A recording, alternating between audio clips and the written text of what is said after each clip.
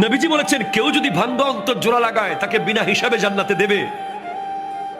তাহলে কেউ যদি জোড়া অন্তর ভেঙে দেয় সে তো বিনা হিসাবে জাহান্নামে যাবে। সেজন্য আমি ভাবছি আমি কখনো আমার নিজের অজান্তে কারো মন ভাঙলাম কিনা, এই ভয়টা আমি পাচ্ছি। আজকে আমরা একটা সিএনজি ওয়ালাকে ঠাস করে থাপ্পড় মেরে দিই, এটা রিক্সাওয়ালার পট করে কলার ধরে ফেলি, এটা এতিমকে রাস্তাঘাটে ধরে ইনসাল্ট করি, একটা গরিব মানুষকে চেয়ার থেকে নামিয়ে দিই, একটা ফকিরকে অপমান করি, অপদস্থ করে কথা বলি, কোরবানির দিন গোশতের টুকরো একটু বেশি দিতে হবে বলে দরজা বন্ধ করে দিই। কত অন্তর আমরা ভেঙে দিই, কতজনকে মায়ের বুক থেকে আজ চলে যেতে বাধ্য করেছি আমরা,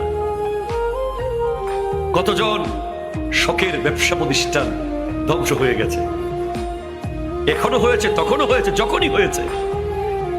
যেখানেই যার অন্তর ভেঙেছেন, অন্তর ভাঙা এটা অনেক